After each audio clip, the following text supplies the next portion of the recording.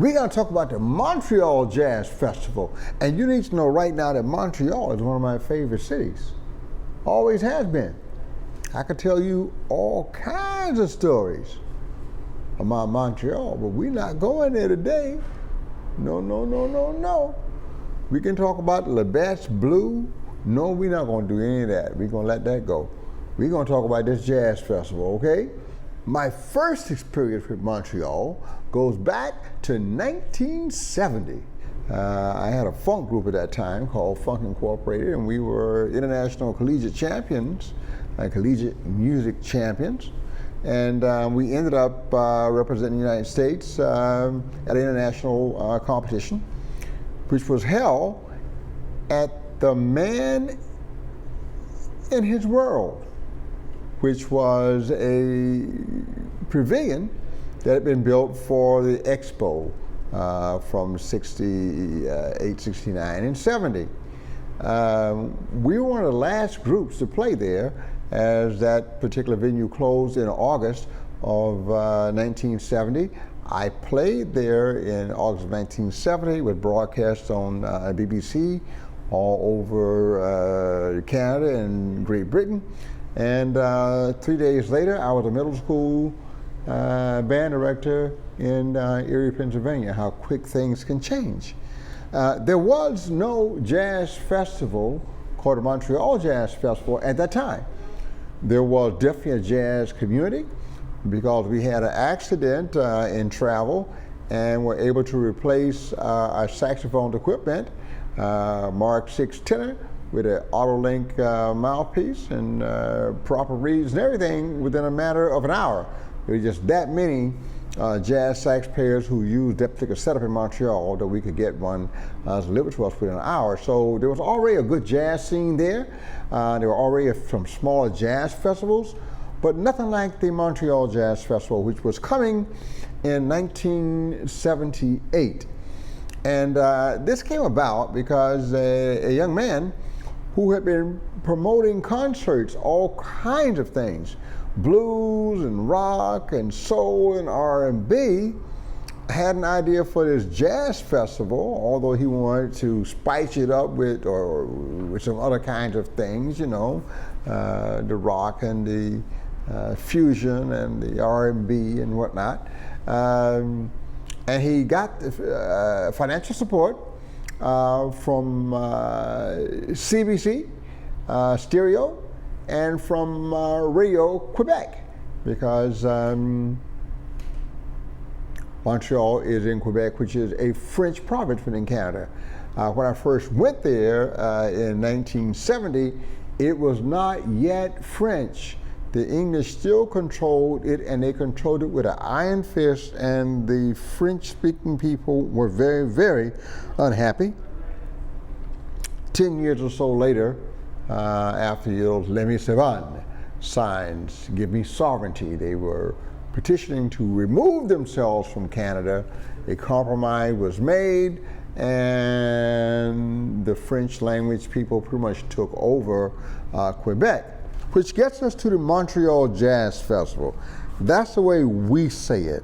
They say, Le Festival International du Jazz de Montreal. That's what they call it. We call it the Montreal International Jazz Festival. So let's make sure we understand the clash of cultures there.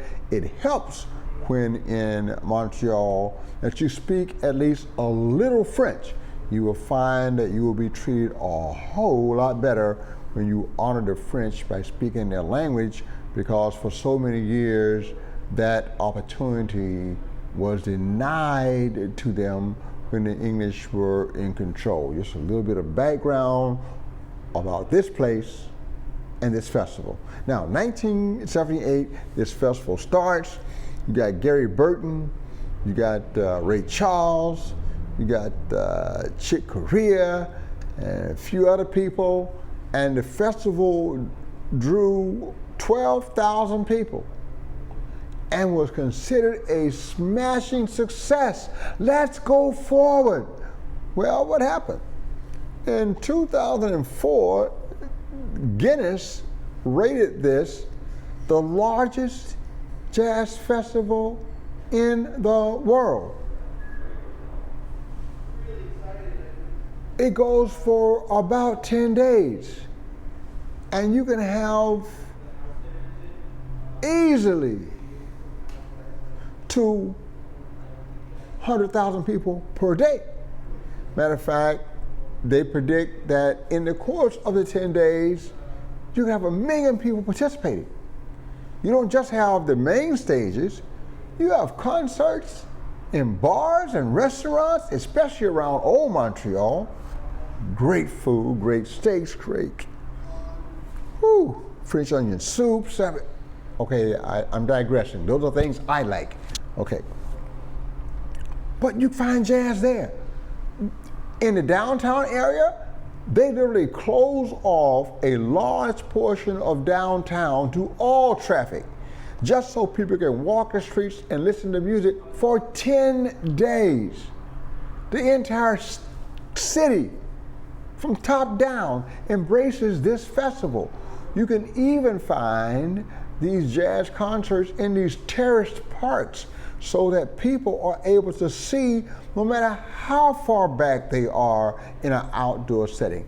Very, very, very accommodating to large crowds, very, very accommodating to the music, very, very accommodating to those who are there just to enjoy the French cuisine, the French culture, and the great international music. Montreal Jazz Festival is really a very, very, very happening place, and some of the coolest people that I have met in all my travels, I've met in Montreal.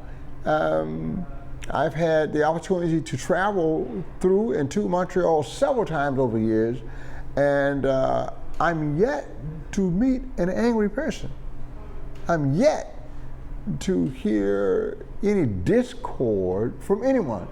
I'm yet to suffer an insult from anyone. It is truly an international city that accepts everyone and goes way out of their way to make sure that this festival, the Festival International de Jazz de Montreal, is the finest jazz festival on the planet, and maybe that's why it's the largest.